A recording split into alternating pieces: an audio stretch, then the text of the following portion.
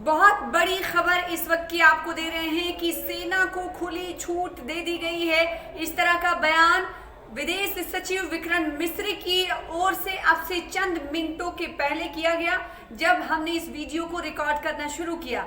इस बात को, सेना को खुली छूट देने के पीछे की वजह यह है कि तकरीबन 5 बजे सीज फायर के लागू होने के बाद सिर्फ और सिर्फ 3 घंटे ही बीते थे कि पाकिस्तान ने एक बार फिर से अपने नापाक इरादों के तहत अलग अलग इलाकों में, भारत के अलग इलाकों में ड्रोन से हमला करने की कोशिश की और सीज फायर का वायलेशन किया। तो एक बार फिर से पाकिस्तान ने सीज फायर वायलेशन की खिलाफ वर्जी की है और ये खिलाफ वर्जी पाकिस्तान ने जम्मू कश्मीर के अलग अलग इलाकों, राजस्थान के सीमावर्ती क्षेत्रों और गुजरात के अलग अलग क्षेत्रों में, सीमावर्ती क्षेत्रों में की है, जिनमें कच्छ भी शामिल है। इसके अलावा गुजरात का फिरोजपुर और कई इलाका शामिल है। पंजाब के एक इलाके से बड़ी खबर ये मिली कि वहां पर 12 ड्रोन जो है नष्ट किए गए हैं, तबाह किए गए हैं। इसी तरह से कच्छ में भी हवा में ड्रोन उड़ते हुए दिखाई दिए। और खासकर जम्मू कश्मीर की बात करेंगे तो जम्मू कश्मीर में सीमावर्ती इलाके ही नहीं बल्कि सेंट्रल कश्मीर को भी टारगेट पाकिस्तान की तरफ से, इस बार जब सीज फायर मुआहदे की खिलाफ वर्जी पाकिस्तान की तरफ से की गई तो सेंट्रल कश्मीर को भी निशाना बनाए जाने की खबर है, जिसमें गांदरबल इलाके में भी और अनंतनाग से मिली जानकारी के मुताबिक आपको बताएं कि वहां पर भी फायरिंग का एक के बाद एक फायरिंग की शुरुआत हुई। भारत और पाकिस्तान के डीजीएमओज के बीच जो पिछले कुछ दिन से चल रही सैन्य कार्रवाई को रोकने का समझौता आज शाम को हुआ था, पिछले कुछ घंटों से इस समझौते का पाकिस्तान की ओर से घोर उल्लंघन हो रहा है। भारतीय सेना जवाबी कार्रवाई कर रही है और इस सीमा अतिक्रमण से निपट रही है। ये अतिक्रमण अत्यंत ही निंदनीय है और पाकिस्तान इनके लिए जिम्मेदार है। हमारा मानना है कि पाकिस्तान इस स्थिति को ठीक से समझे और इस अतिक्रमण को रोकने के लिए तुरंत उचित कार्रवाई करे। सेना ने इस स्थिति पर कड़ी नज़र रखी हुई है और उसे किसी भी अतिक्रमण से निपटने के लिए ठोस और सख्त कदम उठाने के लिए आदेश दे दिए गए हैं।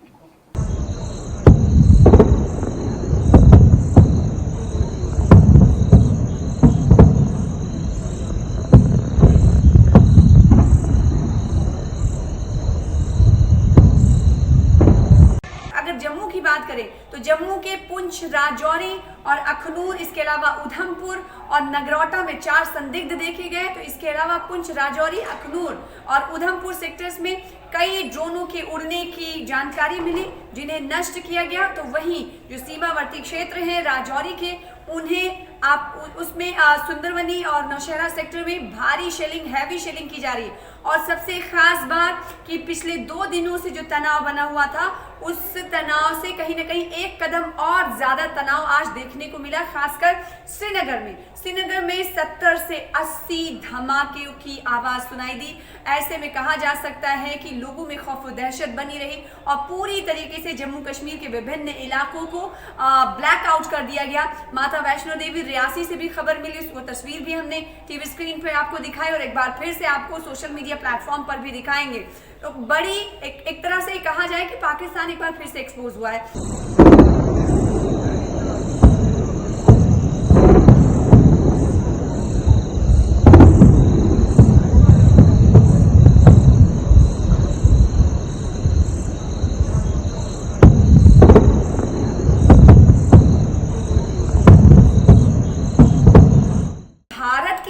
और पाकिस्तान की तरफ से जो बातचीत हुई, जो समझौता सीज फायर का हुआ, उसके ऐलान करने से चंद मिनट पहले ही डोनाल्ड ट्रंप, जो कि अमेरिका के राष्ट्रपति हैं, उन्होंने दोनों देशों के बीच मध्यस्थता करने की और सीज फायर को रोकने की बात के हवाले से सोशल मीडिया पर पोस्ट किया।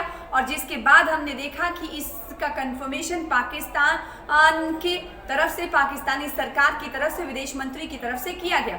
और फिर हमने ये देखा कि भारत सरकार की तरफ से विदेश सचिव ने एक प्रेस कॉन्फ्रेंस आयोजित की और प्रेस कॉन्फ्रेंस में संक्षिप्त तौर पर 40 सेकंड की प्रेस कॉन्फ्रेंस थी। इस संक्षिप्त तौर पर यह कहा गया कि भारत और पाकिस्तान के बीच समझौता हो गया है सीज फायर का, जंग बंदी का।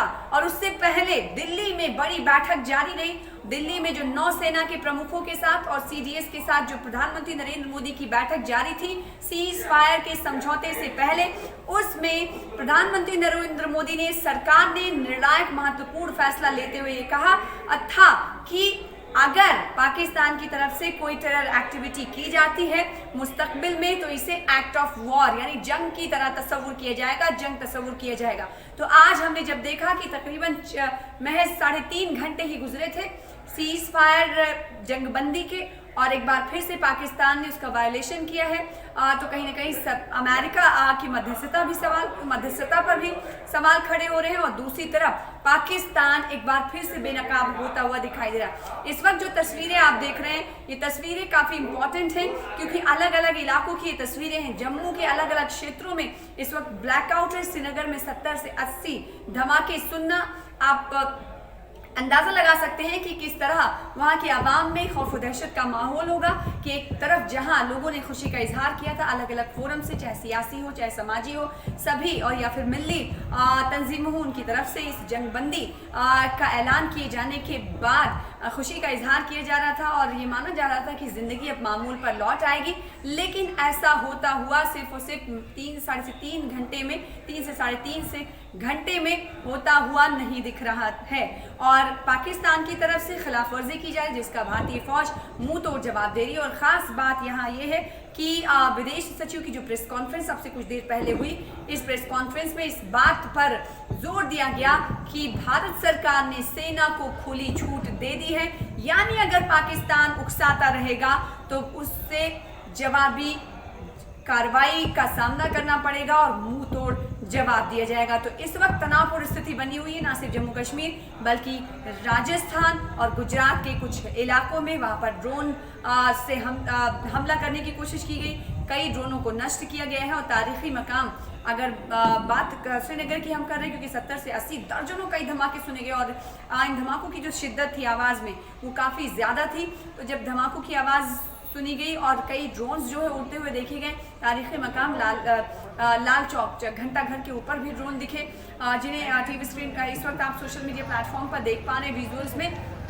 और एक बात जो अलग अलग फोरम की तरफ से जब जंगबंदी हुई थी तो कहा जाने लगा था, क्योंकि अक्सर ये माना जाता है कि जंग किसी मसले का हल नहीं है, जंग खुद ही एक मसला है। तो कहीं ना कहीं पाकिस्तान एक बार फिर से उकसाया है जिसका भारत इस वक्त मुंह तोड़ जवाब दे रहा है।